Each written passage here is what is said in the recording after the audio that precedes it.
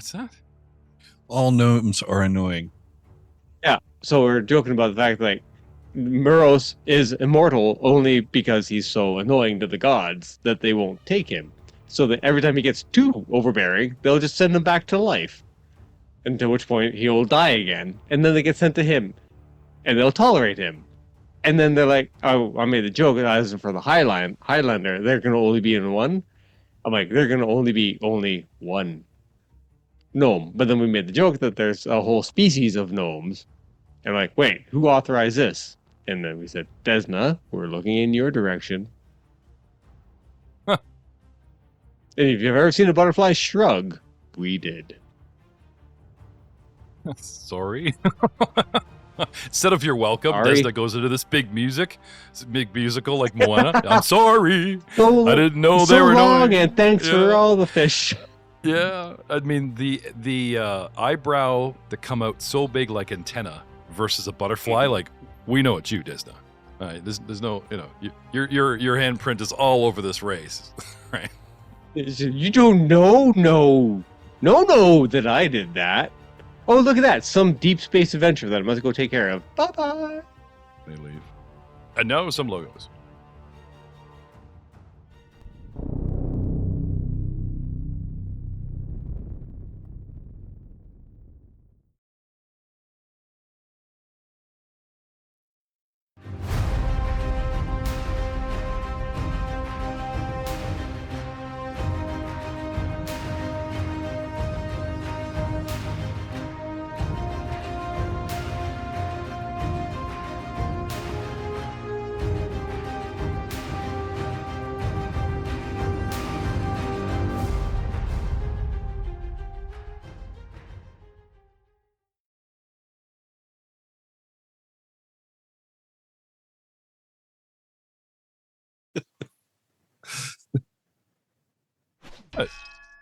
I said he's egging me on. No, you did not. No. You said edging me on. Which no. Doug and I both responded similarly. What?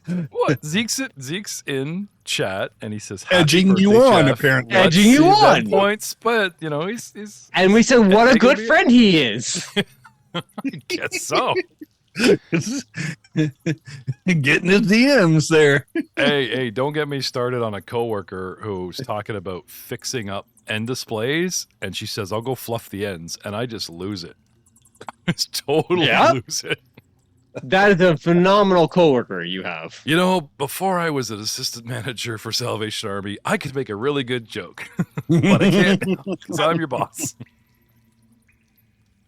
Hello, everyone, and welcome to another exciting On the Edge of Your Seat episode. Thanks for putting us there, Zeke. Right there at the edge. We paid for it all, but we'll only need the edge. I'm GM Jeff Ball, your host. This is Pathfinder's Age of Ashes 2nd Edition Adventure Path, and we have tried to convert it to the Remastered Edition, which means if you happen upon a lonely spellcaster who has a name, and it becomes a boss fight, I have been looking up in advance the names of the proper spells, so we don't have that tower kerfuffle like last time, where I was using un-orc licensed terminology for the arcane. So I'm ready for you. But before we get into that, I believe we have a battle to finish, because I promised Doug that if Glug Glug died, he could play Thud Thud if Thud Thud survives somehow. If I'm lucky, both will perish. But, we'll take one over the other. Let's take what we can get right now. They do a reincarnation on me, and I come back as a gnome, the worst ever. As a giant. Did I have a giant race? Oh, you know what? You know what I actually got for my birthday today? Giant gnome. My wife went to Fantasy Grounds, the website, and bought, not just me, but all of you, the Monster Core 2, which I should really actually activate.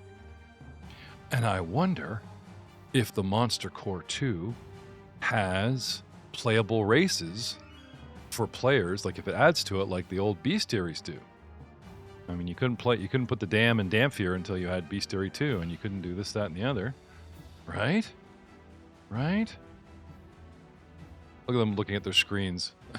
This will probably take a while. So, guys, when last we left our heroes, that's right, it's time to reset hero points because I'm in a good mood. I'm in a generous mood. I've had even though I had to go to work today, I got well wishes from Facebook to people that I didn't expect actually handing me cards with Tim Horton cards in them. Even my old boss texted me today. My former boss from FedEx wished me well. It was really nice. I woke up this morning and forgot my uniform because I was inundated with cards and little gifts from the girls, wife and mom and stuff. And it's been a nice day. I almost feel bad what's going to happen to you guys next. Almost, but not quite.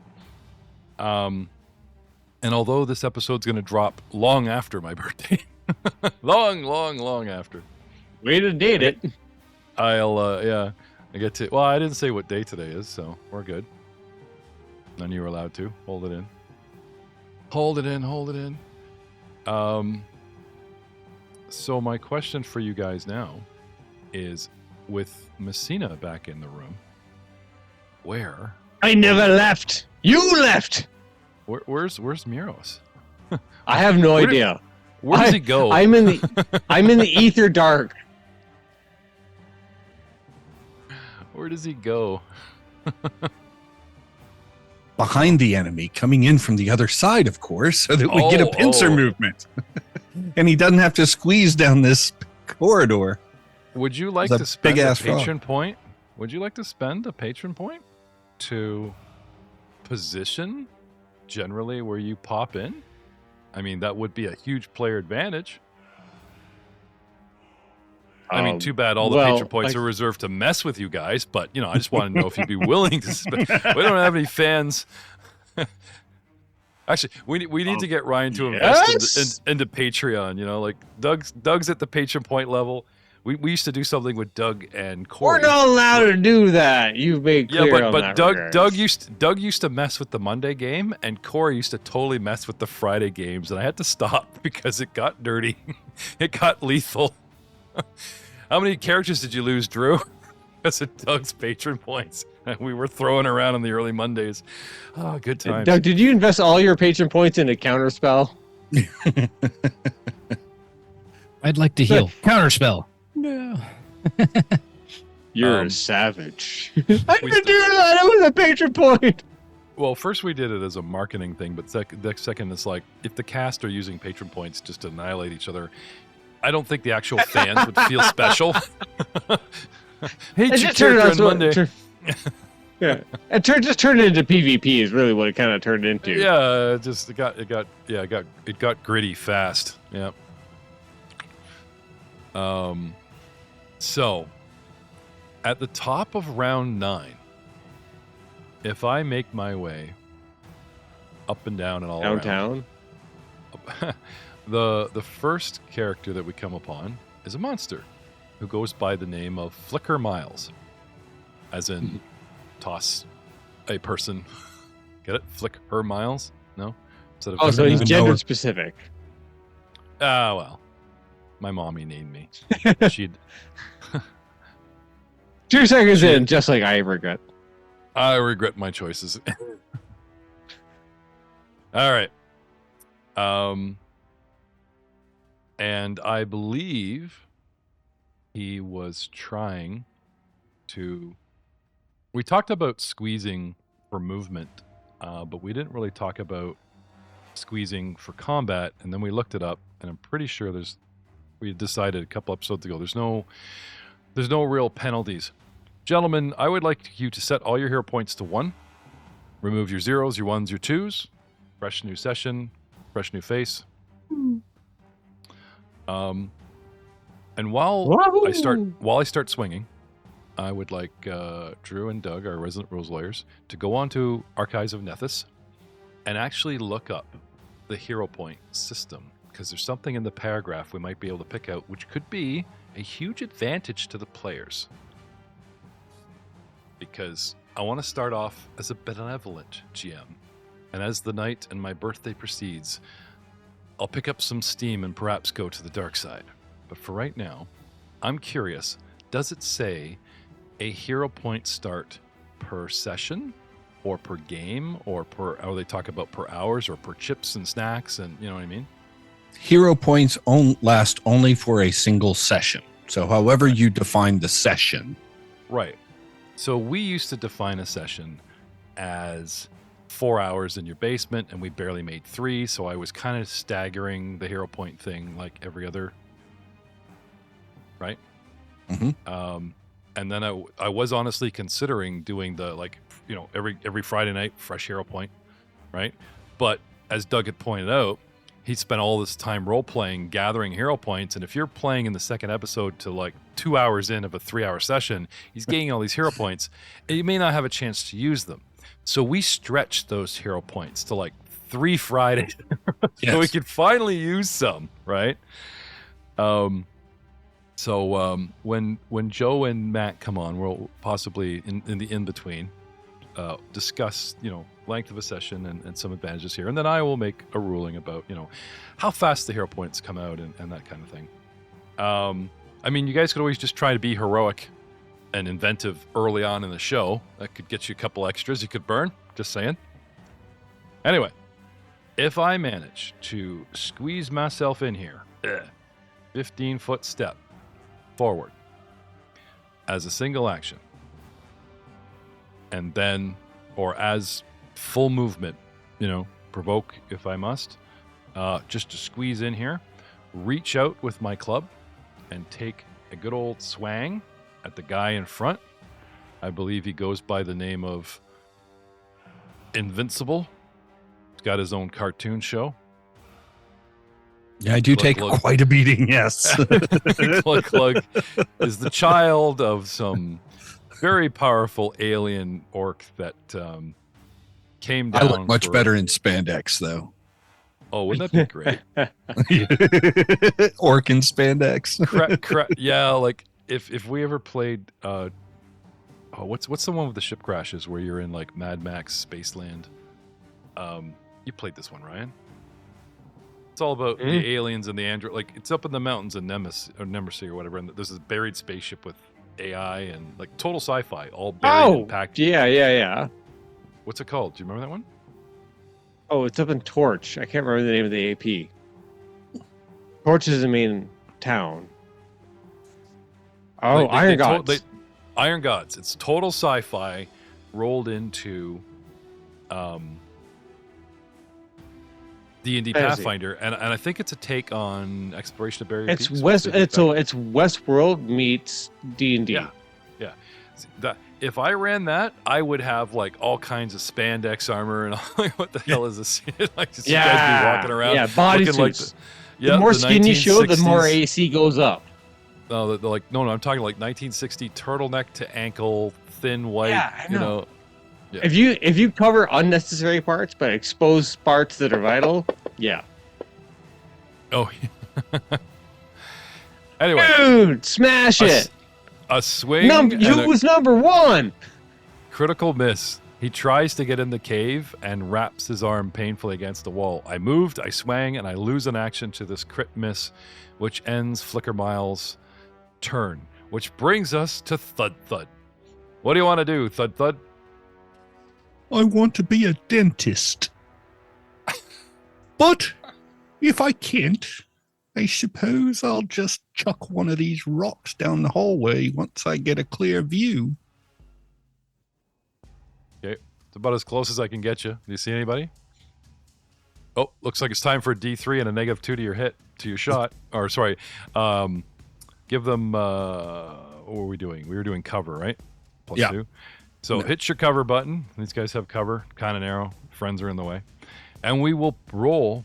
We'll actually ask Ryan. Ryan, would you roll a D3, pick up the D6, and do the right-click mod so it turns into a D3 for you?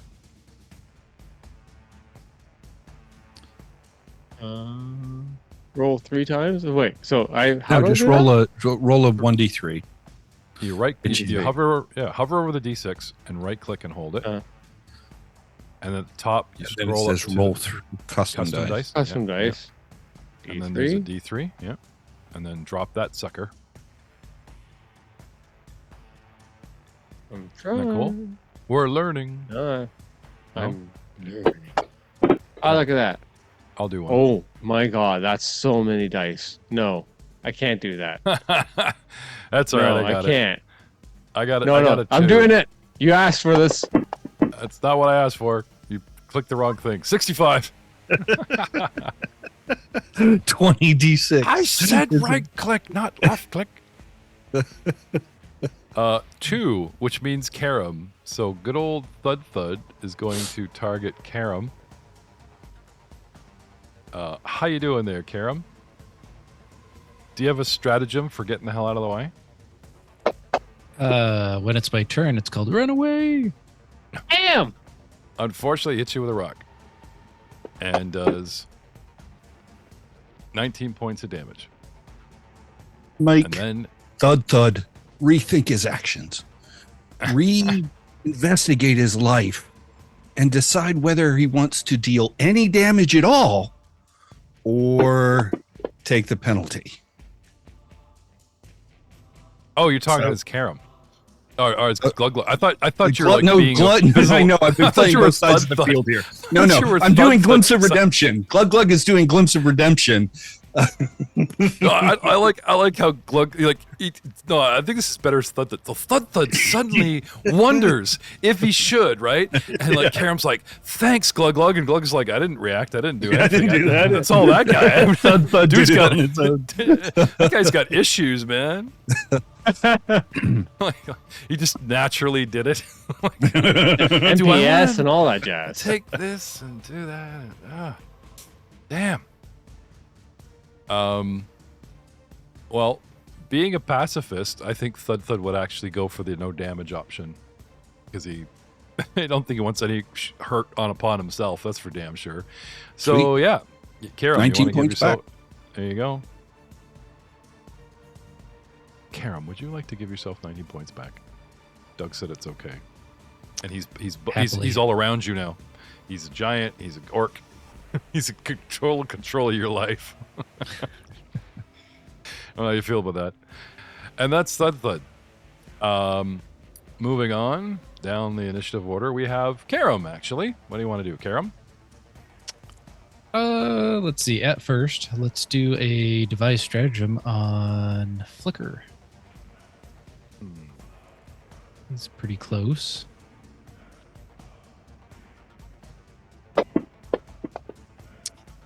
With a 37, a hit.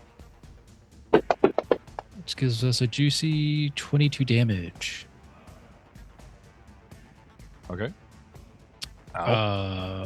That's 2 actions. So on my third action, I will move back some. So moving to the south, east, I will move just to the side of MalBurg. Your arrow takes Flicker Miles right in the eye socket, scrambles his brain, and the large giant falls to the floor. Oh, I don't even see that. I'm already running away. Shoot and run. I hear this big thud, and it's like, oh, God, he's throwing another one. He makes a thud thud. Guy behind him's like, that's my shtick. What the hell? All right. Flicker Miles is no more. And all for the best. Just in time before Gibson shows up and gives me shit for warping his name. So I'm liking this. Which brings us to Glug himself. Well, am I? Do you believe that my character is aware of the choice that Thud Thud made?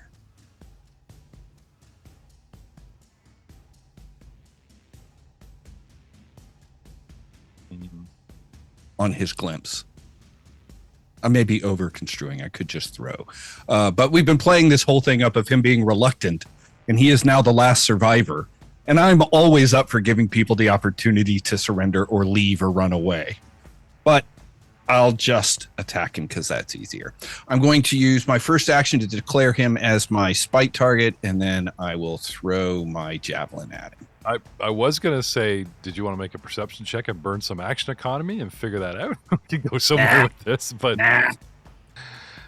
all right. Nat 20.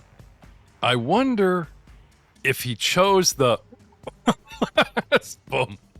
I guess it doesn't matter now. Thump. Ow. If you're smart, you'll leave. I don't think he has any way to get out now, but I will say that if you're smart, all the in between flavor, I'm appreciating, but there is some scripted actions, and he's probably unlikely. Maybe it's the skull chalk that he's got on his face.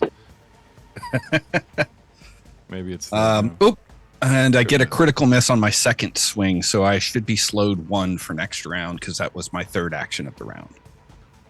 All right. Oh, and I do have a persistent bleed effect from last game because you gave me the option of taking a crit card instead of once I did my critical miss last time. So I take 5 points of damage. Let me double check my notes. It's not a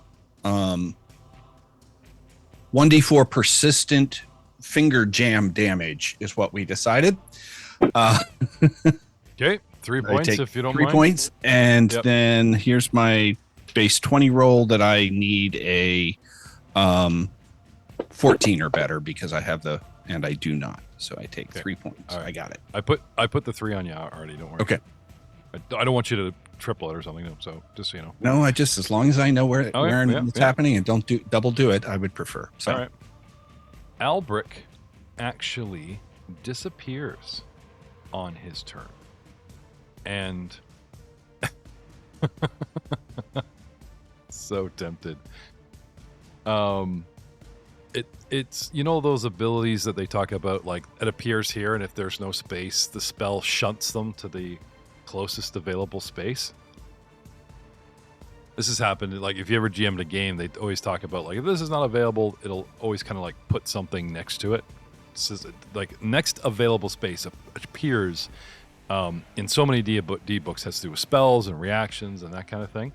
So looking at this tunnel, you guys actually might get your wish because a 3 square huge froggy doesn't fit anywhere.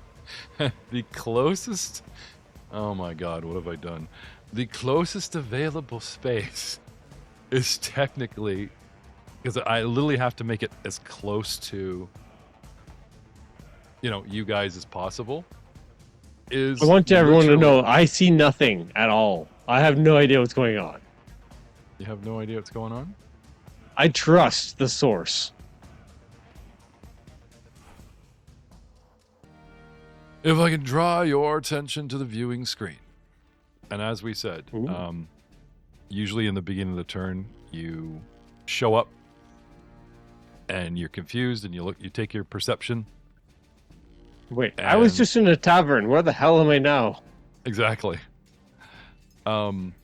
You're in a cavern that looks, smells, is lighted, very similar to the one you left, but you're in a different one, and there is the back of a tall stone giant in front of you, throwing rocks up away around a corner that you can't see, with 2 feet of another probably dead stone giant in front of him. And apologizing. Sorry. Yeah, do you speak giant? Yeah. No. Roar. Does he speak frog? No. Okay. Wait a minute. You're not Kyrgyz. Maybe Kyrgyz has summoned him for you to test your strength on. Very well. He can test the strength of my jaw. All right. Burning a couple of your actions to get back here. Give yourself attack and go ahead.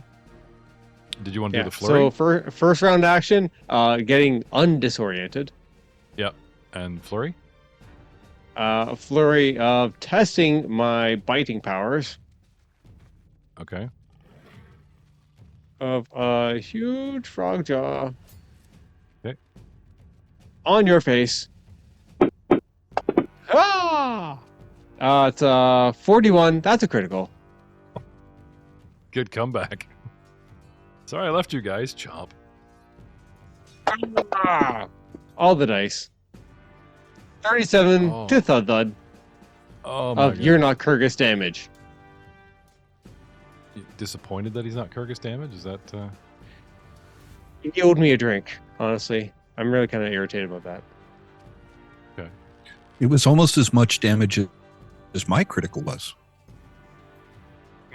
Almost. Welcome back. Ow. Though. Oh, and that I mean, rings I'm in my happy to have head you like a back. truth unknown. I just thought I would point it out that Yeah. yeah. And somehow that is known.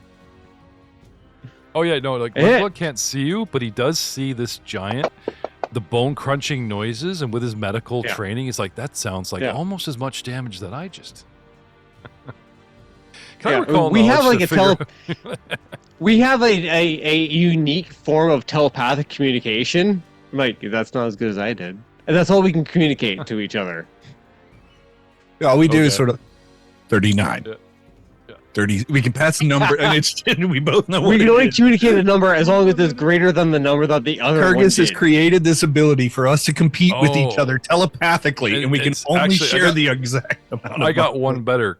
Go for flavor. Going on your actual flash of insight, there's an image flashing in each other's mind of like the big elbow drop or like whatever crunch that you do to the guy, and your other friend like just gets that flash of insight, gets to see that 1 second of the epic fail or the epic hit instead of actual numbers. Like Kyrgyz shows each one in his mind really quick, like, oh, that was a good one. We could do about it. Ooh. Yeah, exactly. Meanwhile, we're both competing. Meanwhile, the unfortunate target is stuck in the middle, being the measuring stick. Yeah. But unfortunately, with this power comes great responsibility, and because it's based on Kyrgyz's religion and Glug Glug, you do have the choice to redeem and possibly take enfeeblement or not to do any damage, Ryan, if you want, because that's still in there. I have a giant half in my mouth right now. Correct? I'm not saying that You're there's sort of those are the only standing two options. on I'm one just of Yeah. You're sort of standing on the And- corpse of one right now, just Yeah. FYI. Oh yeah. By the way, and I'm still miffed. Kyrgyz said he was going to buy me the next round after I just bought him a round, and the fuck? Okay. So your flurry, and then you've got another One hit in here? left. Yeah, I Well, got you've one done- left in the you've- tank. You've done two. I had one to have you show up, one to get oriented. Yep. And with a single attack doing a flurry, you've got. Oh, your one to show 41 up and for one to 30. get oriented, then the flurry, then Yeah. I'm out then. Right. yeah. But you did do 29 to hit and 27 points of damage that we have yet to discuss live on the podcast. Kind of got off on a tangent there, but you know what? Let that keep that with me. I'm kind of liking where that's going. Especially if I can use it to cost you actions, distract each other as you're showing each other up. But we'll get back to that. Fair trade. It's all fair trade. Round 10. The final round. You're not worth your salt in Kyrgyz's church if you can't defeat a mighty foe within 10 rounds. So you guys need to step this up. Thud Thud finds himself being attacked from behind. Looks around and sees out of nowhere a not small, not medium, not large. A huge amphibious creature. Now, Not wait. again. Way up in the mountains. They don't really have a lot of swamp creatures. Not again. And yet he That's all seems he thinks. familiar because he does know a handful of spellcasters that like summon Somewhere weird shit. deep in Thud Thud's backstory. Appreciate the thing. We could be so much further ahead if we could understood what he meant by these no. thoughts. You're kind of a 2-minute character. It's more like back last Tuesday. Exactly. Yeah. Yeah. Swinging around with his club. Cool thing, these guys can get to do the one-handed rock thing. So he's still got his club in his hand, wheeling around with his club. Not again. Reflectively backhanding, and swish and a miss. Tries again with another swish at penalties, and another miss, and then decides to.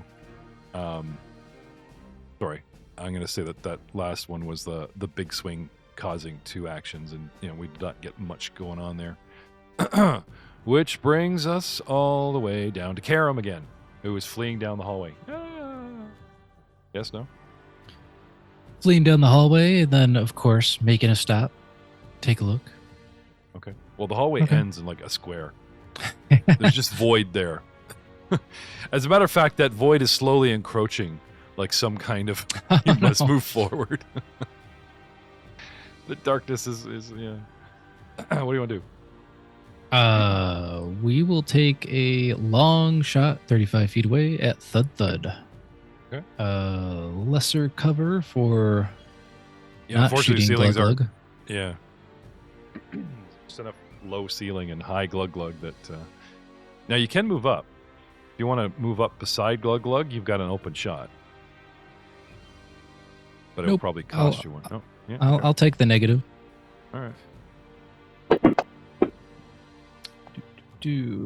Probably should have moved up. 26. 3 on the dice, though. Probably. Let's see. What else you got? So let's move up rather than attack. And I will move just below Glug Glug. Yeah. But so you've got that sort of gap on the map over his left shoulder, so that's good. Good for shooting later. Because we don't want to keep doing the shot between the legs thing. That's old hat. Anything else? That's you? Yeah, I think that'll be me. Okay. Glug Glug. Your deity flashes insight, and for some reason, in your mind's eye, you actually see your friendly rival appear in huge amphibian form and do critical damage to your opponent. And it's not a voice, it actually is just sort of a pause. Like, it flashes in your mind, and then there's this gap in the insight as if to imply, well, what are you gonna do about it?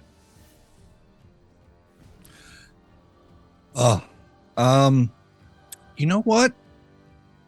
I'm gonna go ahead and move up to provide a flank so that my ally and I are creating a flank condition and making him off guard if possible. And then I'll be making a melee attack. I see you nodding, so I'll take that as positive support there for that. And I get a 27. Which is a hit. Oh, okay. Great. I'd rolled so low, I was worried. Oh, that's not my smite target, so it's missing. Add 3 to that. So 17 total points of damage for that. You need to add 3, are you saying? Yeah, add 3 to that. Okay. And then the second attack at a -5 penalty is also not that great. 25, which is a miss. And sorry, that miss didn't actually happen because I'm slowed 1, because I had actually done a critical miss last time. So I moved, attacked, and this was my third action. So that one, while it was a miss, it never happened in the first place, if that's okay, Jeff. Sorry. Okay. So, in the flavor of fairness, usually when you guys have a good hit and it never supposed to happen, I usually let you guys keep them as your next roll. So just to balance the scales, I'm going to keep that on you. That's my next for your roll. next round. Yeah, assuming he's alive in the next round. However, if you wish, it can be any roll. So if you have to make a saving throw or whatever, that 9's going to be your next. I'd rather it just be whichever. that attack. It's cool. And then Okay. I take, I'm going to say 2 points of finger jam damage, persistent finger jam damage. And I am still persistently finger jammed. Okay.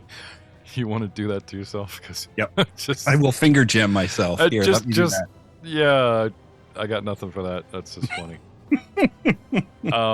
Neuros, regaining your senses, the reacting of the warrior instinct is now done, and the actual calculating of full round actions, 3 actions are all yours, and you see Glug Glug daintily stepping over a body, going into the flanking position on the far side of the giant below you. What do you do? I take a free action to give him frog slanty eyes. Frog slanty. He narrows his eyes at you. My Yeah. kill, my prey.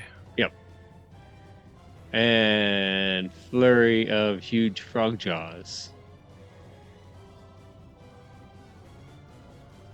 Flurry! 39 for a critical. Before you roll that damage, I would like to half Mhm. describe something. Have you ever Yeah. seen a frog capture an actual dragonfly or butterfly?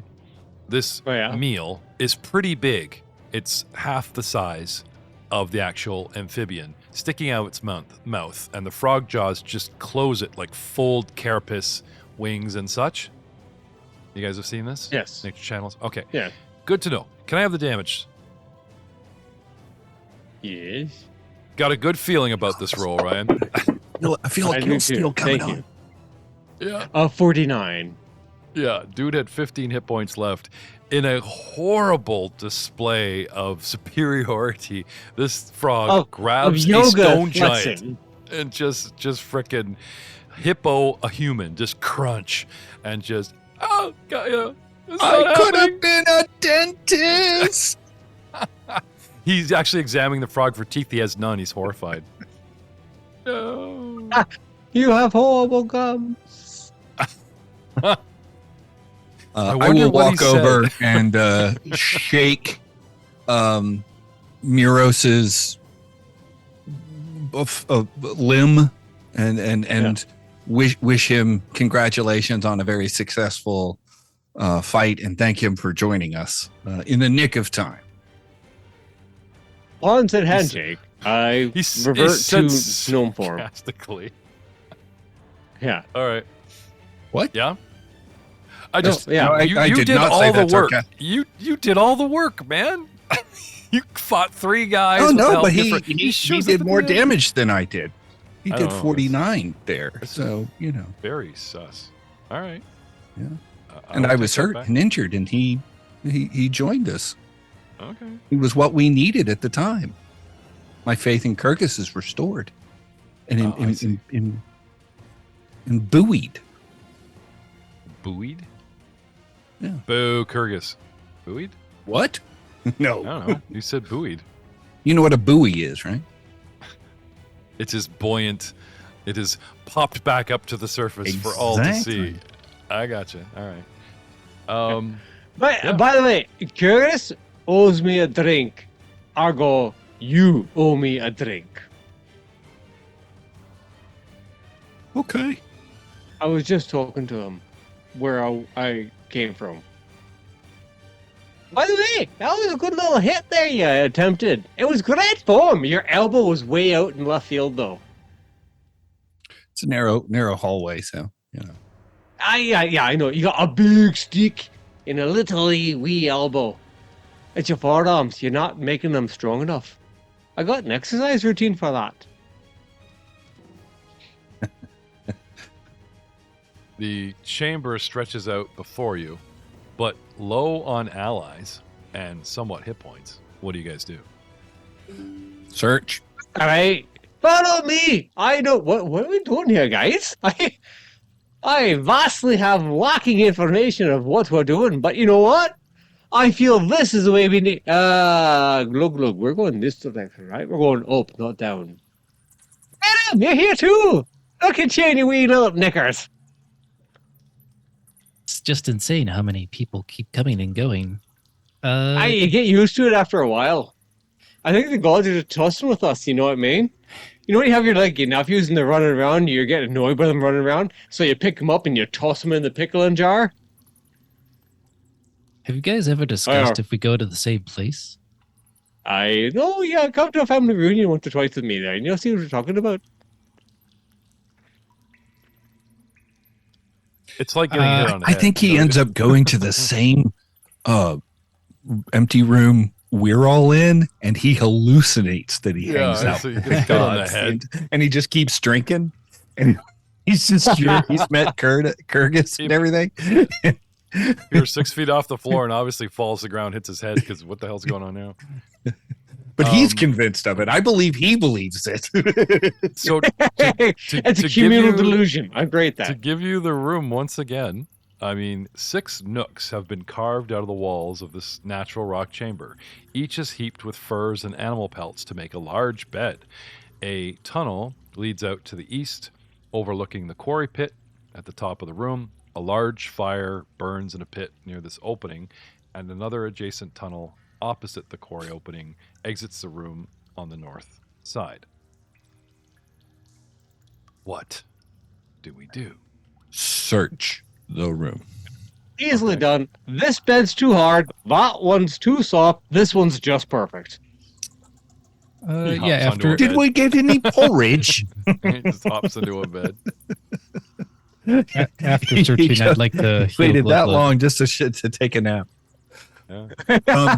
Now you battle medicine to me, Drew. Are you able to also do treat wounds if I've been battle medicined, or am I on a wait list? wow. You are on a 1 hour wait list for battle medicine again. I believe I have to double check because I think I have an ability for that. Are you but bleeding are only, profusely? You're only 10 minutes for treat wounds. Okay, let's search the space, and then once we have a little bit of time to rest, we're going to take probably 10 to 20 minutes to rest, to heal up a little bit, patch up, refocus a point or two. For me, I could use at least 20 minutes. Probably if you're treating me, then I may not be able to be fully restful there, but I also want to search because we want to search the room for stuff. There may not be much. Giants don't tend to collect much, but who knows? No. Okay.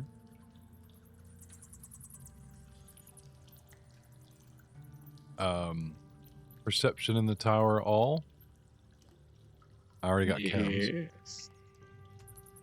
My tower is Sure. hidden. Move, tower. Wait, where the hell is my tower? Boom tower. My tower. Boomhauer. Boomhauer? I'll tell you what, there to go down. Shmee! Shmee? Dude, that's not the tower, so let me try that again. No, that one's counts though. Alright, well, let me throw in the tower for future towering.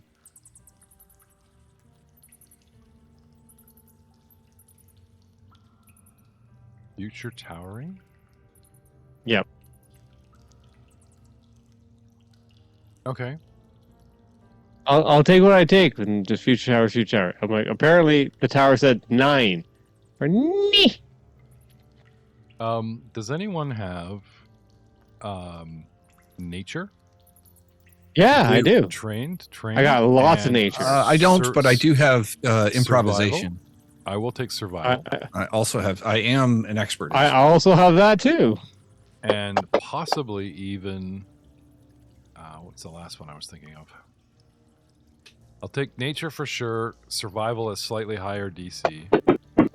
In the tower, okay. Yeah. Here's nature. Nice tower. There's nature. Getting maybe iron brands from the fire. The beds, pelts, and everything just reek. Like, these dudes don't wash. They wash with dust. They do the dude strapped Smells on like an island home. shower. Yeah, it's reeky. Anyway, you guys do the 10-foot pole search. Their beds really don't have anything. These guys were stripped down. That's the problem with zealots. They give up all their belongings to their cause or whatever. They have weapons. They had their loincloths. They don't have any decent treasure. Huh. Well, maybe that fight and XP compiles for treasure later on. Because you do happen to notice in the dim firelight in the next room, 2 things. On the very far wall, a green glint up on a carving. You notice bones and still meat and rotting flesh clinging to what looks to be a couple of dead cave bears, and a Vicar Niles who appears amongst you, wondering what's going on. Can I assume that my persistent finger jam damage is subsiding, or that I get some healing, or Yeah, you can kill that. Okay. I mean, to negate persistent, there's a treat wound, I believe. Yeah, I mean that's going to eventually happen. I just wondered, since we're sort of out of rounds, how many, how urgent do I have to make them come make me stop bleeding so that I don't just keep on considering the there's still danger afoot as opposed to hand wave. If it was just damage, or like you could just Okay, let me undelete that. Yeah. And how much damage do you want me to take? We're just gonna start rolling d20s, buddy. Drop me a bunch. Nope. Are you gonna? Oh, then you just tell me how my character's gonna go. There you go. There you okay. go. Do you want to puppet the rest of me? What? Nothing. If you can beat that roll, go ahead. No, You guys were cool with like Fantasy Grounds doing the flat check. I didn't think a problem with me. Would you like to roll a d20 and try and beat 15 out of the gate? Go ahead.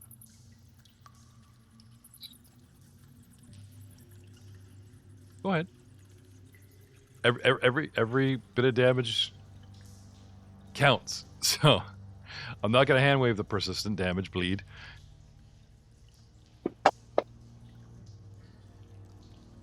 Three.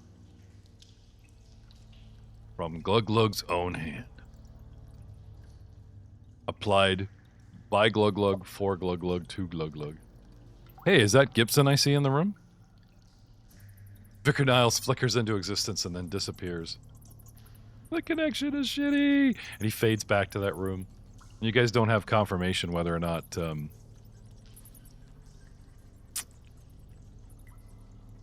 Neuros' fantasy room, where we all go to, is real or not. All right. So, as I was saying, Fantasy Grounds. In the corner. On the western side of the northern area. Yes. So out Corpse to the of right, it bears. talks about the gravel pit and light of day. Through to your right. Through to the left, you guys see reeking, rotting, ripped up corpses of cave bears. And bones everywhere. And what looks to be a slight tunnel to the north leading out of that room. But up on the wall, on the back wall, you guys see actual cave bear looking sculptures, like a relief on the wall. And the bears have emeralds for eyes. And even at 10, 20, 30, 40, 50 feet away, just like in like a Laura Croft movie, even though it's way across the room, it's like, there's a statue, those are gems. I know that. Without even leaving the room with our superior, yeah. Anyway, that is the search. Did you guys want to heal up, or did you guys want to investigate? What do you want to do? I got Glug Glug asking for some movement here. Why won't that? Well, we want to search first, so. Well, you've searched this room. Did you want to wander into the next one? Or you want to just? No, I thought this was the one that had the bones in it. Sorry. The next one over is, we're talking like new room, new bones, new possibilities. Okay, I see bones, so I assumed that was where the bear bones were. Yes, here. Right, and we searched it from 50 feet away? No. You guys, I've got your minis at the top of the current room. Okay? Mm-hmm. Ask for perception. Because the room is literally like through a little 10-foot wide hall, you guys can literally, don't find anything in this room, but you can literally see in the adjacent room, in the adjacent cavern, bare bones, nature check, and on the back wall in the next room, gems in said whatever. But you guys were worried about, sitting down and having a powwow, and I did not want to assume that. Correct. We said we searched a room as opposed to room number 2, so. Okay.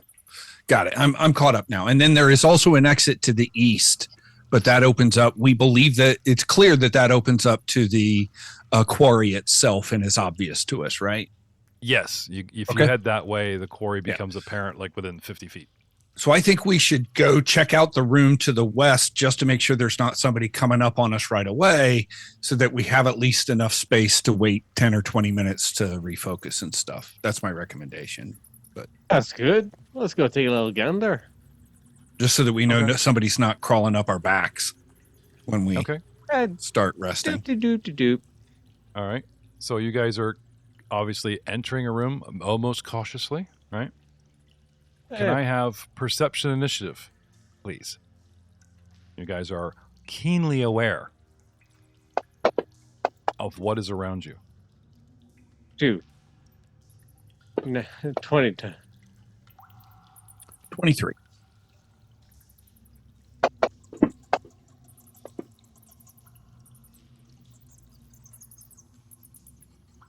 Okay.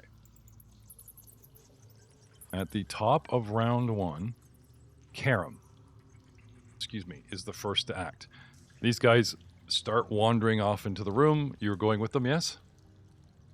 Yeah. If they're going, Is I'll your- go. Is your position point sneak, or you want to pull up the rear? I would prefer to lead and sneak if I can. Sure. You have initiative. They're like, let's do this. And you're like, right. Off you go. So place your dude. All right, let's move up there. With a, So with a just nod. Yep, just the entry into the next room, Yep. kind of peering All right. in, but not yet Yep. entering the room. The room gives you a strange vibe.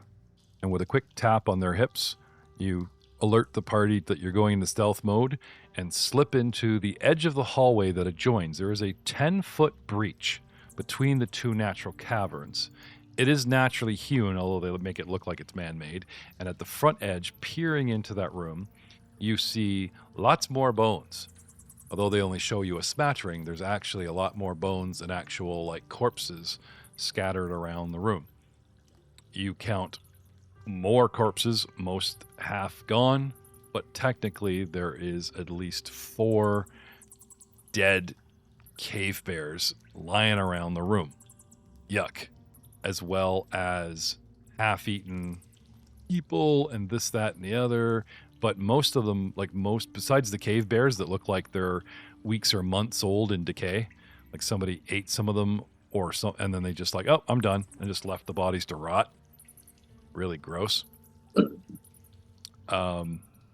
They were like the freshest meal of something. And there's a pile of bones, very suspiciously, right at the front end of another tunnel that the fantasy ground's not letting you see really well, heading to the north. You slide up in stealth, and then what? Let's see. I don't see anyone alive. So I would tell them it looks like this is like some kind of killing floor or body disposal room. Okay. And then I'll start to slink in, kind of hugging the eastern wall and going south. One to move, one to warn, one to do. Okay.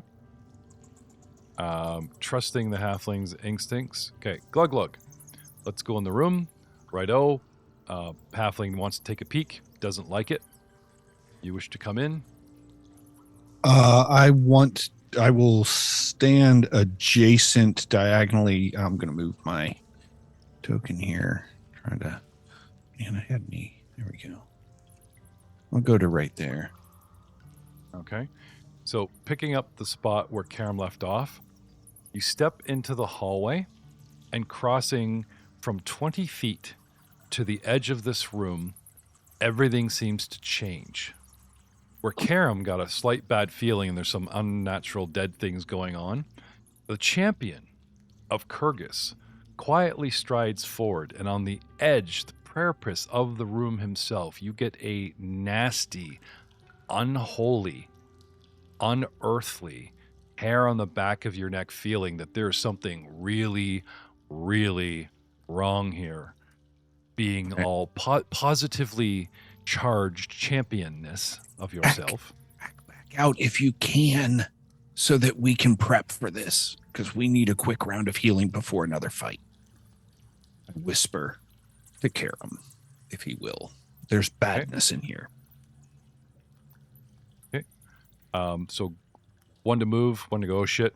Tell him what's going on. Action left. I'll raise my shield. Okay. Muros. And I will, if if I had a third action, I would do a perception check and look around the room. Okay. Usually, like the whole warn of ambush type of thing is considered an action. So I like the flavor role play, but yeah. Muros. We're good. They're like, let's go in the room. Okay. And then they slow their roll immediately. And as they get closer and closer to the edge of that room, they slow like right down in stealth mode. You see them tense up. Burroughs, he just stands there and he just starts like loosening. He rolls his shoulders. He walks the arms back and forth.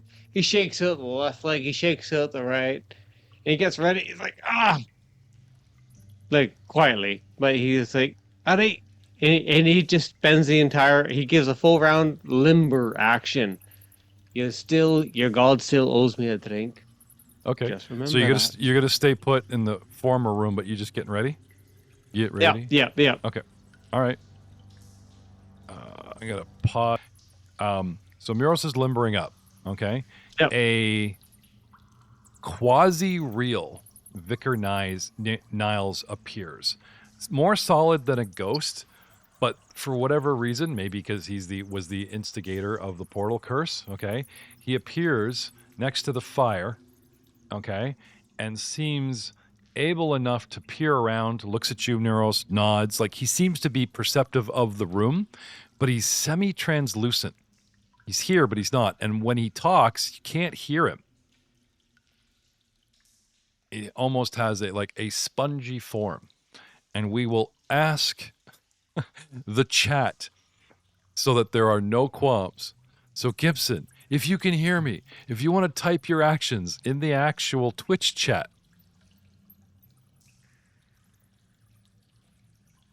And Doug and I will back you up.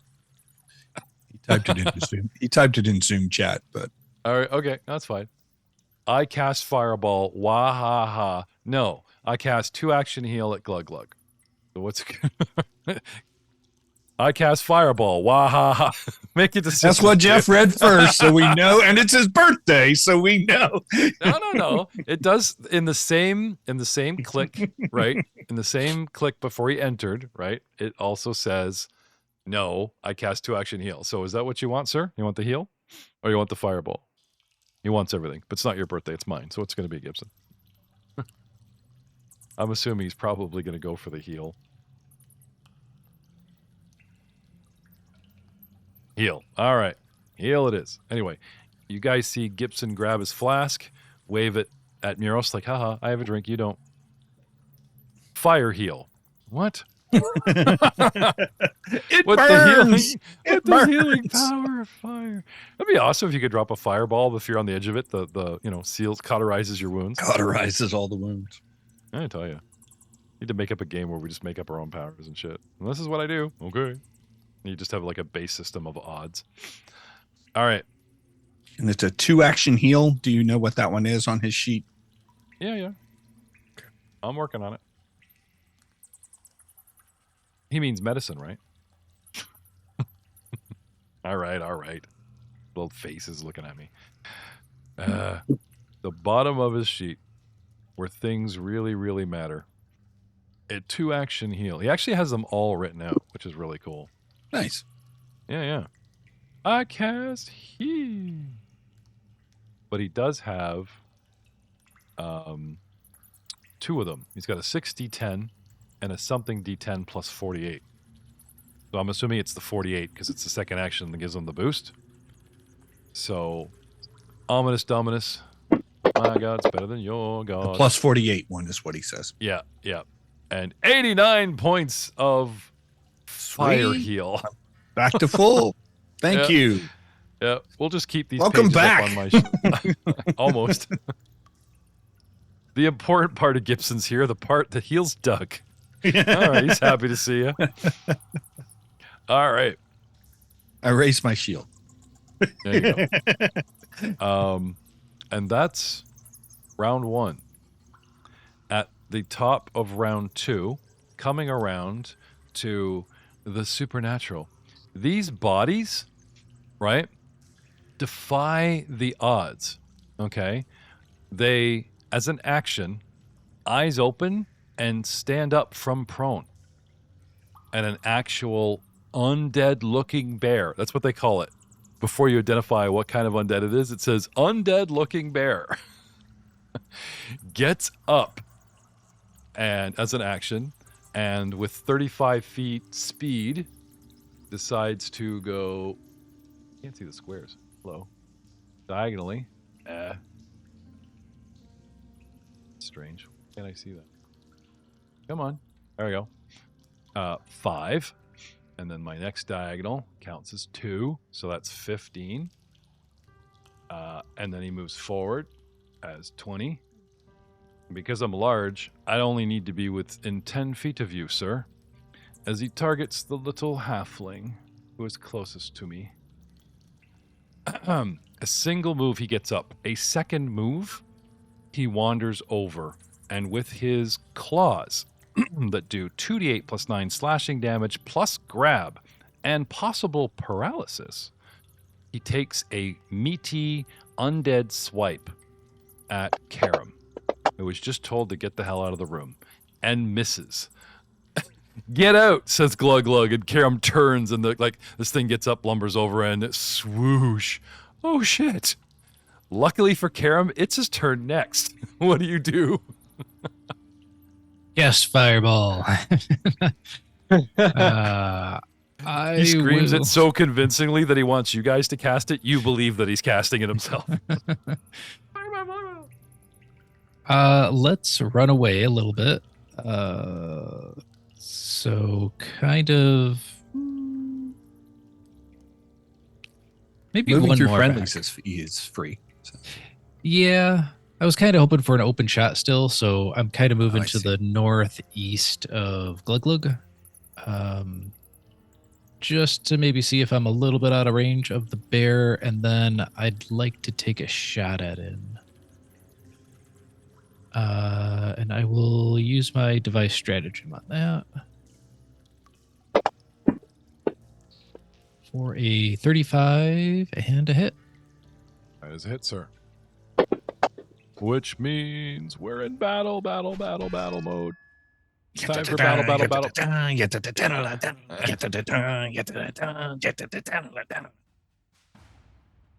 Don't worry, Joe can hear battle music because he's actually watching the stream. For Don't 16 worry. damage. Ow. Shooting the undead with a magical piercing weapon. Not bad. Huh? Decent damage. Things looking up. Anything else, Karam? Nope, that is Okay. me. You had managed to replenish your ammo recently, right? We talked about Yes. that. Yep. You had found some arrows from these guys, so you're full up. Okay. So start that combat tracker going, because now you're going to be popping them off again. Next in line, a second Isle of Bear gets up as an action and comes over 5, 10, and takes a swipe at Glug Glug, because my sense of smell, my olfactory sense, is so strong, even in my undead form. Fee fi fo fum, I smell the blood of a living dude. Comes right for you. 1 to get up, 1 to lamber over, and then taking a swipe at a shielded up Glug Glug, a claw of doom hits Glug Glug with a 39, doing 2d8 plus 9 slashing damage. And, I've already forgot, if he hits you, he gets a grab, and then if I want to maintain the grab, I got to start spending actions. So the claw digs in, grabbing you, and we need to talk about paralysis, because I believe paralysis is almost immediate. Any living creature hit by this attack must succeed at a DC 26 Fortitude save or become paralyzed. You can attempt a new save at the end of each of its turns. So even though I'm enacting it on my turn, and you probably lose a turn being paralyzed, when you get to the bottom of your turn, you get a fresh new saving throw every round. The DC decreases by 1 each save from the initial attack. So like, say I only hit you once and you had to do save. It actually becomes easier and easier slowly by 1 to actually save against the initial attack. So can I have a Fortitude save? 40. Nice. Was there ever any doubt? Yeah, and if it wasn't a crit save, it is a crit save, but that's probably a crit save. It asked for save. It didn't ask for a basic fort or talk about any. Doesn't give me the 4 panel, so I'm assuming it's just sort of a yes or no. Sicken, slowed, save, blah. Right. Okay. I will say this.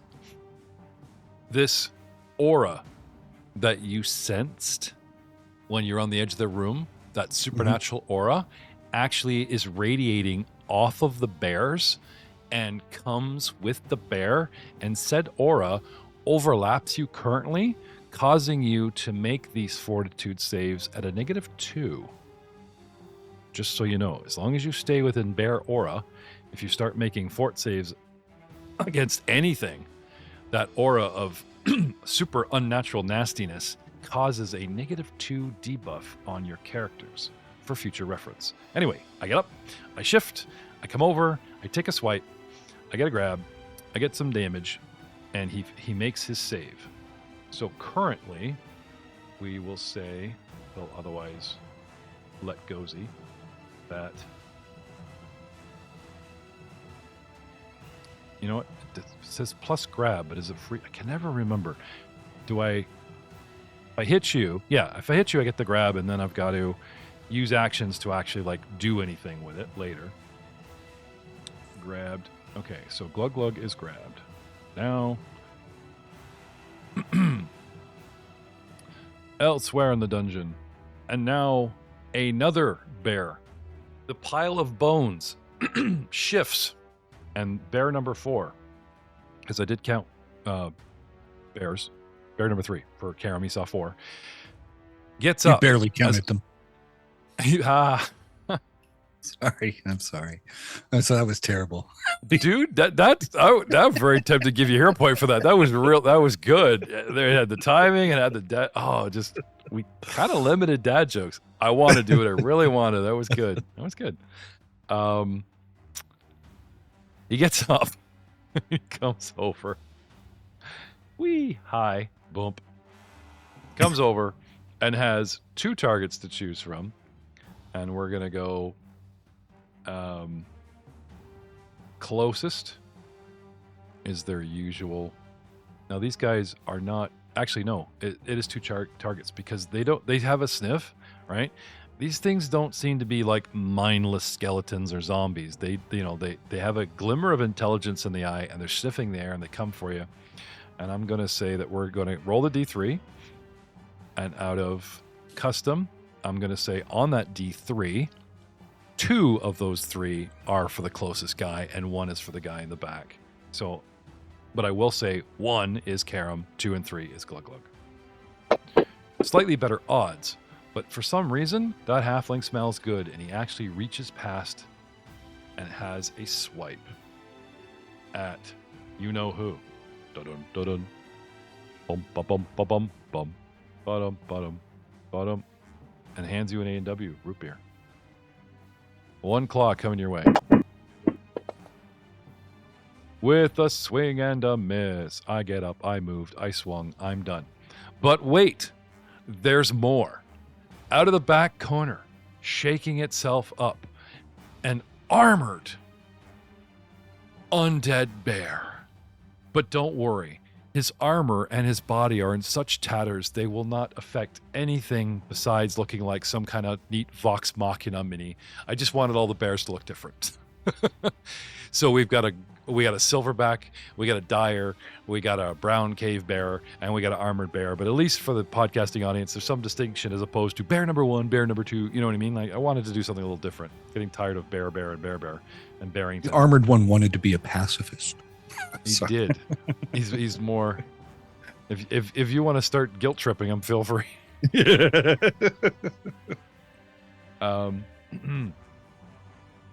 He comes over and gets closer and starts sniffing, but can't really get in there. So he comes over and waits for an opportunity. I move. I get up. I move over, and I'm good. And I wait. Glug glug.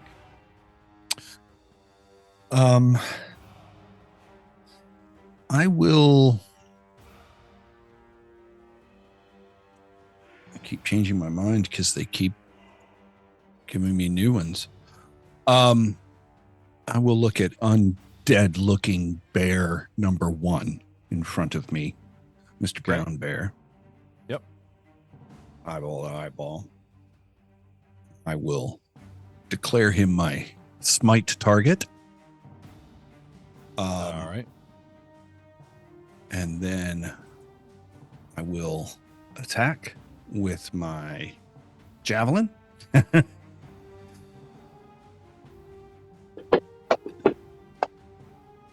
Ooh, it landed on its side. 29 is a hit. If he is unholy, I do extra damage. I know he's undead. So probably.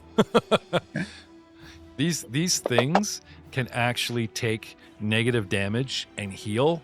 You don't probably get any more unholy than that. So I'm going to say yes. Okay. So there's 18 points of damage off of Okay. my first attack. Yes. And then I'm going to raise my shield because I'm going to need this. So, and that's 3. All right. Beyond Glug Glug, we have a limber, loose, and ready to go Ryan Messina playing Muros. Ryan, what do you want to do? Ooh, I will take a spot, half a second, cast haste upon myself. Okay. I believe that is a 3rd level 2 action spell.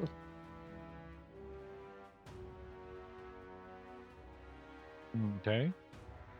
Okay, I feel faster. I touch myself for 2 actions. Now I touch myself faster. I would like to move just 1 square north. Take a step. Okay. Yep. And then I would like to cast Judgment on all the deities at the same time. That's my last action. Okay. And say, I have found you all judged and wanting. You've been weighed and measured and found wanting. Classic Knight's Tale line. That one. Yes. Very much Okay. so. Thank you. That's better Okay, than yeah. what I was thinking. I stand there and I just vibrate with my haste spell on. Okay. No problem. Next, we have Vicar Niles. So, a wordless, creepy spell, and yet, if Vicar actually's got if Vicar has a fireball in his back pocket, which I'm looking for now, I don't know Which if he was doesn't joking. have a fireball. I don't know. He does have some undead powers, though. He has an amulet. He has a fire amulet, but I think that protects him from damage. I'm just going to double check his inventory. He's got this neat amulet that they found in book 2, and I thought it had the Dragon's Eye charm. Activate Dragon's Eye Master's Wheel against your foe. You can cast a 5th level Produce Flame spell with a spell attack roll of plus 13. So if you want to lob some fire, Vicar, your Dragon's He's Eye in Zoom charm chat, so is the way to go. Yep. Okay. He says yes. Not that. He says not that. All right. Oh, fine. What is it that you want to do, Joe? We're communing with the undead vicar. What? He's among us. What do you want to do, Gibson? Remember how he was ephemeral, audience? Oh, no we need to shit. do a quick seance.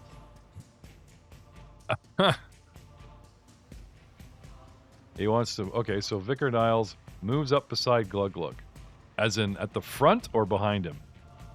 You taking the front line? Yep. Okay.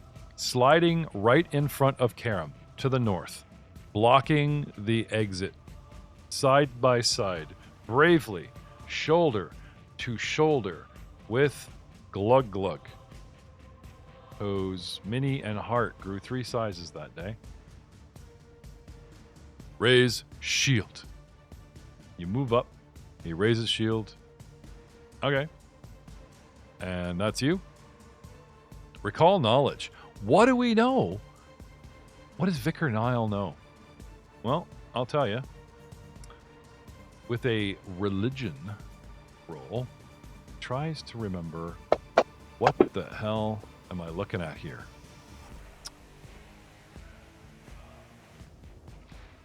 The quasi-ghostly vicar pales as he realizes that Glug Glug is doing the flex fortitude critical awesome ability as poisonous ghastly side effects are happening as this bear swiped at him.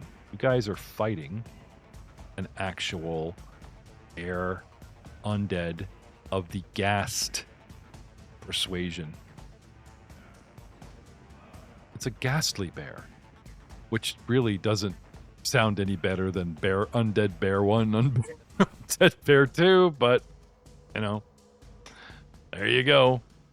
They are ghasts. What's a ghast, you ask? Oh, I'm so glad. You guys remember ghouls? They eat the dead. They get hit points from getting from the dead. And they paralyze things, except for elves. But ghasts are like a tier above them and can actually paralyze elves. And that's your one-on-one from Vicar, channeling his inner CC, showing, insight flashing into your minds. And that's all Vicar's got. Round 3. Ghastly Bear number 3 wants to press through his friends, push on the back, or move through friendlies and actually, push you guys, try to attack you guys. How can I do this? Oh, I know. I will take 1 step forward, boop, take a swipe, and take 1 step back. Can I do that? Can I stop my movement mid-friend and take a swipe? I don't think so. I wouldn't let you guys do it, so I don't think these buggers can do it. So, I think these shits are out of luck. Dude's gonna try to jostle for position. We'll get back to Ghastly Bear number 3 in a moment. Karam. Hold the line. Yeah, I'll stay where I'm at, and I will just do a normal shot. Lesser cover for friendlies, but I will switch my target to the closest bear instead. Okay. The brown bear. The brown ghast. The nice, beautiful brown bear. Look at that coat. For 29. Ooh, that hits. Sweet. Awesome. For 20 damage. Awesome. Let's take a second shot. Mm. 29 again. Another hit. Sweet. For 22 damage. And then maybe I'll do a recall knowledge check. Why Okay. not? Offense, defense, refense. Let's go with defense. And this is probably occult. Okay. Religion is your best one. Cult, I would raise the DC a bit. Okay. Yeah, I can do religion. Religion is your standard undead recall. I'm entrained in many things. Defenses. Probably their best defense are the fact of their immunities. Being undead, they have immunity to basic death effects, diseases, paralyzing. You can't poison them. You can't do anything to knock them unconscious. Right? Their stench is overwhelming, and 10 feet of terrible, terrible smell just wafts over you guys. And since you're starting your turn within 10 feet of me, I need a fortitude save. Us wandering over is one thing, but you getting back to your turn, we smell so bad, I actually need a fort save. Or you guys will become sickened. That's how nasty we are.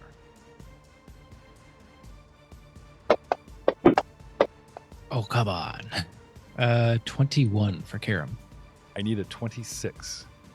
That is a fail. Good With point. Yeah. Yeah, that's a question. Should I use it? Or, I rolled a 3. Sure, yeah. I misspoke to Doug earlier. The -2 is not against fort saves. The -2 while you're in my aura is against saves against any disease. So we are so ranked that if something inflicted you with a disease while you're close to me, there's a -2 penalty, not against basic fort save. So I misspoke, Doug. Sorry about that. So yeah, I will use my hero point now. Okay. And let's try that fortitude again. 24. Well, I got a little better. Sorry, dude. Sorry, bro. All right. Giving you the sickened 1 condition and the slowed 1 condition as your eyes are watering, your reflexes are slowed down. Okay. That's the beginning of your turn.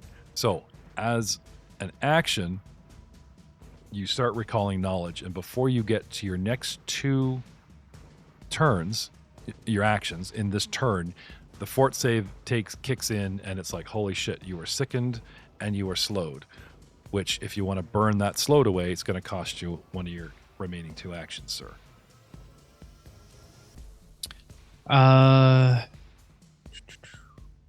Yeah, I guess is there an option to take that slowed next turn? So I only get 2 actions next turn? Don't think so. I think it starts a timer. Okay. 'Cause otherwise, then somebody would just delay it to the end of a battle. So unfortunately, now we're down to we take it off, and now you got 1 action left. Would I? That would be cool, though, right? An ability to just let you push all the slowed condition, and then the guy just falls over, paralyzed for 10 rounds because he kept getting slow. Just falls over. Lay damage for elite troopers in Star Wars. I'm telling you, man.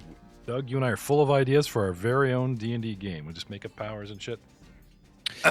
All within dice. Okay. All within. If we retcon just a little bit, I think Yes, sir. what I might do is not attack because I got sickened, and I would take 10 feet back. I'd walk 10 feet back away from this sickened guy, so they would get back 42 damage. The brown bear. Right, because I didn't hit. It says beginning of your turn. I was supposed to hit you with all that crap up front. Yep. Yeah. So instead of attacking, Yeah. I would Yeah, walk you're away. requesting a retcon. Sure. Yep. Okay. I hate to lose all that damage, but I think it's smarter to back away.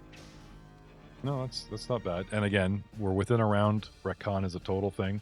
So, due to the monster's ability, it literally states at the beginning of his turn, which means I'm supposed to hit him with all this crap up front, and that kind of changes everything. So no, I got no problem with that.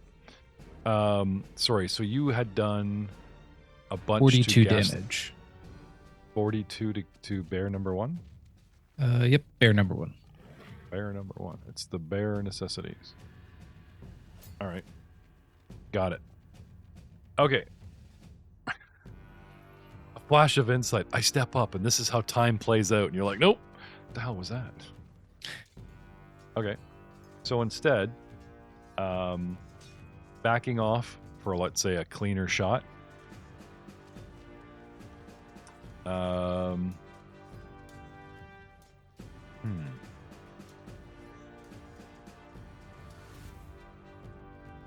Lost all his statuses. I don't know if it rotated through.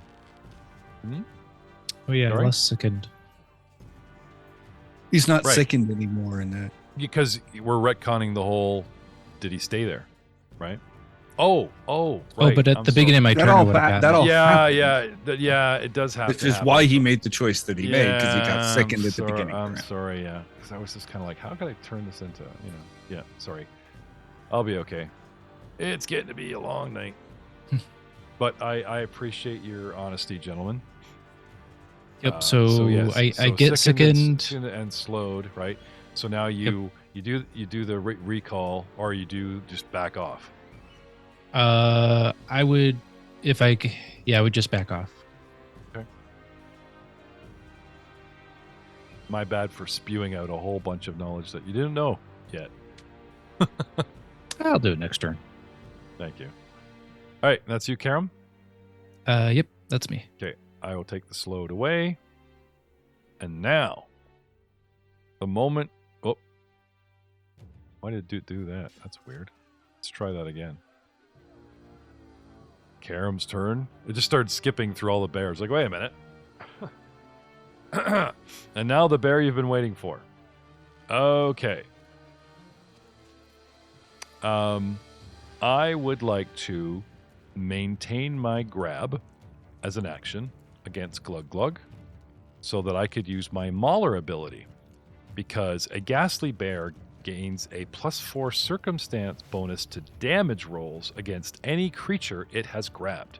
So as an action, I would like to maintain said grab to get a little bit of extra damage.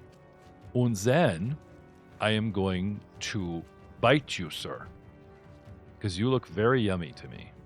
Just the thing. And the bear jaws come at you. And we miss. And I'm going That is to use- exactly 10. Oh, that's right. I'm grabbed, so that's why he gets the bonus. That's why it's not crit. Got it. They did miss. No, it was, but it should have been a crit miss, except for the fact that I'm Oh. grabbed. Oh, see, okay. see what I mean? So Well- it's fine. I was just trying to figure out why it wasn't a crit miss. Well, after threatening you guys with a good time and getting dangerously close to the end of this episode, I think it's time I start using my GM points. So I will use my first one now and re-roll that attack. Ooh. And that, sir, is a hit. And you take 2d10 plus 9 piercing plus other things and paralysis. So, 26 points of chewy damage to Glug Glug, and I need a saving throw to see if you are paralyzed, sir. I assume it's a fortitude? Yes, it is.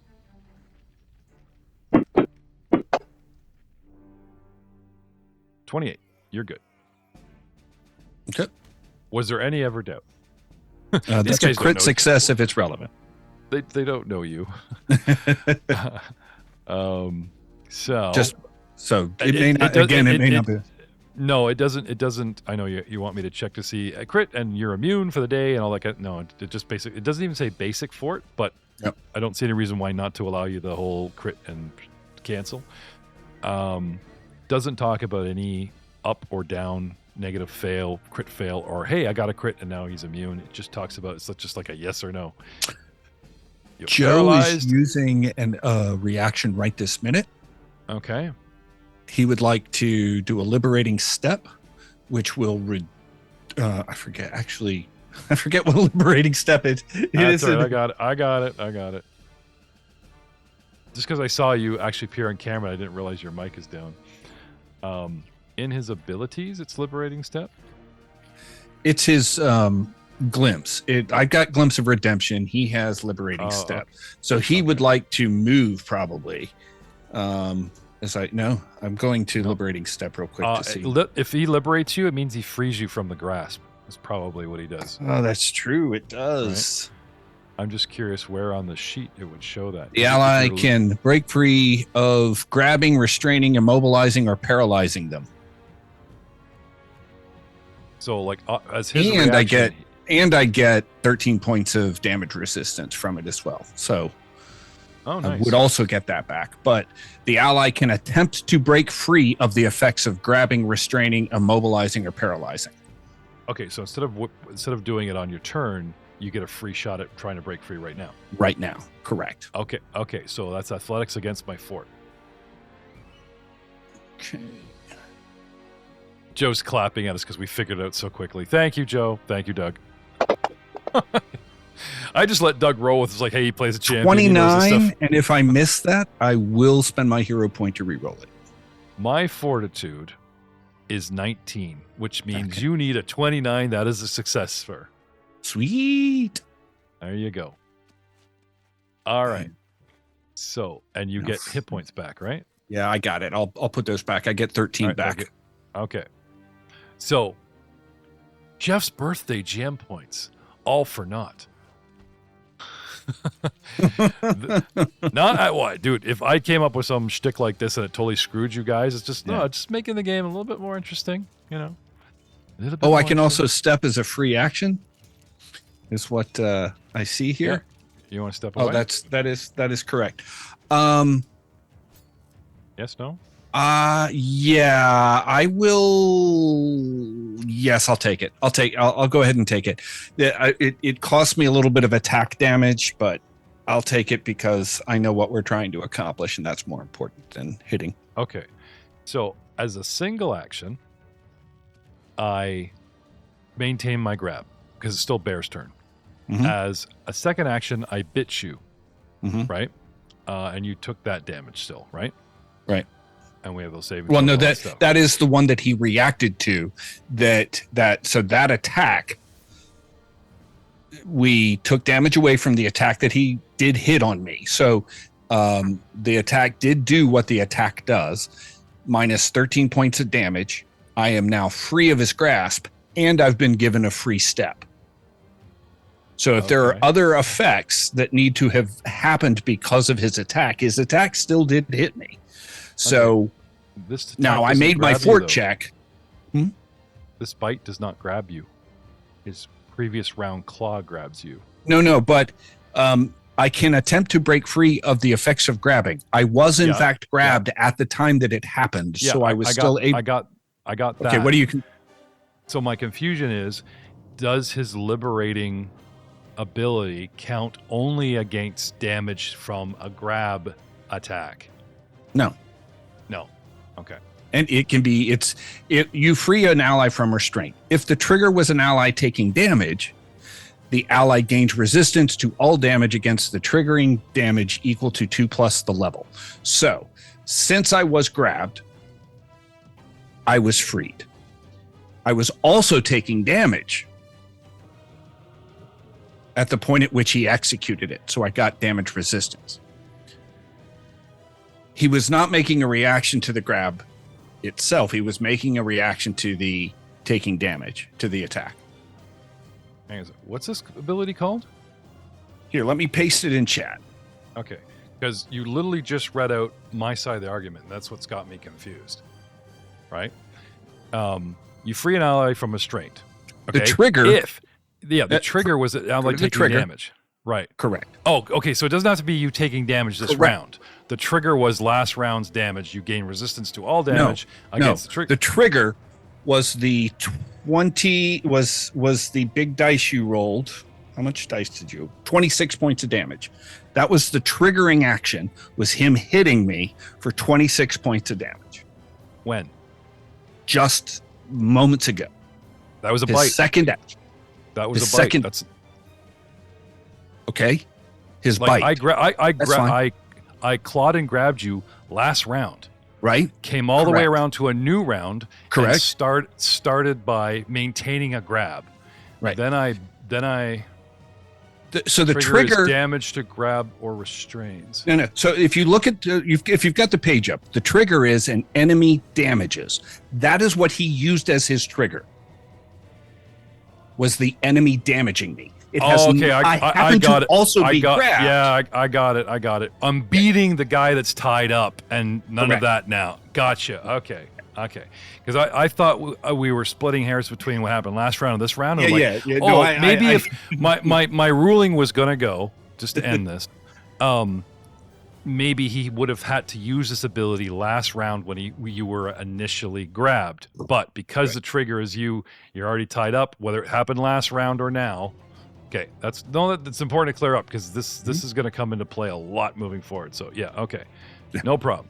All right, so still unfortunately within my 10-foot radius, I maintain a grab. I take a bite. All right. I'm not grabbed. Yeah, sorry. Yeah, Nope, I started off by maintaining a grab. I took a bite. He jumps in with his reaction. You're all free. You get your damage. Blah blah blah. Go back and you step back. Right. I have an action left. And even though you're not triggering attacks of opportunity or whatever, because I don't have that, and your step is free, he technically still has a third action this round, because it's still his turn. And he's going to take a swipe at you with penalties as a second attack. Can I argue cover? Sure.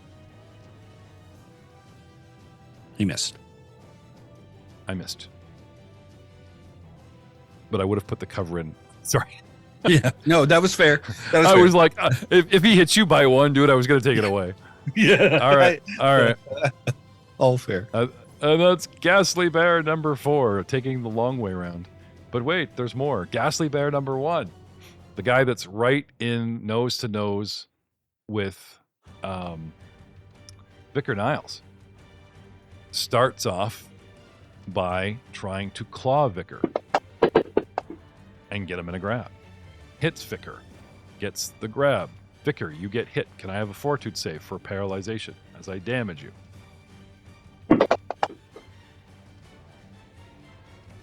I would have, but was it close enough? Oh, that's you would have earlier. That's from previously. Yeah. That's a different thing. Okay. And I don't know if Joe has not been in Fantasy Ground, so you would need to click the fort save for him. Oh, I got you. And I'm going to Glimpse of Redemption. Okay. And my choices are? To negate that, or take 13 back and take 2 Holy Spirit damage, persistent damage, and be enfeebled 2, I believe. Double checking. Okay. I'm going to take the nasty option. He will not let go of this hit. So he takes... Vicar has been reduced by 13 points back. And I'm he gets about to 13 take of how those much? back. I'm about to get... take what? At the end, I'll get it at the end of his turn. That'll be the persistent damage for refusal, and he gets enfeebled 2. Feeble 2. I don't feel good about myself, but undead are, spiteful. And feebled. Feebled 1. Boop. Pull up my thing. Feebled 2. So we have all the proper penalties into place. And if I assume they're probably not vulnerable to holy, which would be listed separately. I don't know. Recall knowledge. Anyway, I'll let you know. If I don't recall it, he don't take it, I guess. So No. It's 2 points of. I'll put it on. I'll put it on. I'll put it on his character, nice and quietly, but. Yeah. Or maybe I'll dramatically have him go, "Oh, curses!" and you see like burning, right? But after he takes 2 points of damage, he can roll his flat DC 15 check to. Hang on a second. Once he's done, he may not. This was just his first attack, so he hasn't even needed to do this yet. You're saying 3 points of damage? 3. I'm saying I'm still trying to get to. No, I'm trying to interpret Joe. Sorry, I should be on mute while I do. You speak Joe. Natural 1. Sorry, Joe. Would you like to use your hero point? Probably. Nope. You take the paralyzation and just hope for a better. Okay. Vicar is paralyzed and gets to do a save at the end of his next turn. Paralyzed. Boop. Okay. All right. So, Mr. Niles is done. And now back to the bear. I did my 3 things, and Mr. Bear is going to take... Did he how do many? 3? I think he only did 1, didn't he? 1 to grab, 1 to chew. Oh, okay. Sorry, other guy. Sorry, new guy. Right, sorry. Yeah, you're right. I'm thinking we're on the last bear milk. I mean, I would love for you to take...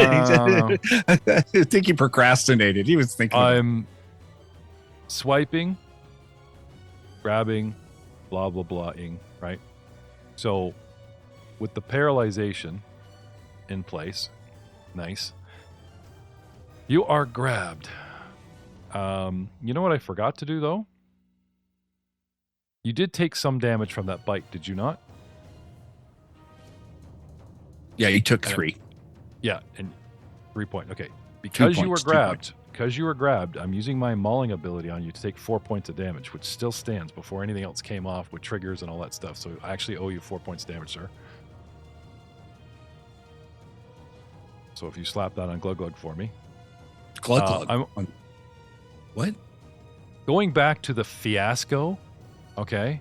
You were grabbed. I chewed you. And because I chewed you okay. while I grabbed, didn't know you were... I used my maul. And that makes sense. I mentioned the damage, but we no, went right I got off it. the rails. It's done. Yeah. Okay. We're done. Okay. All right. So now,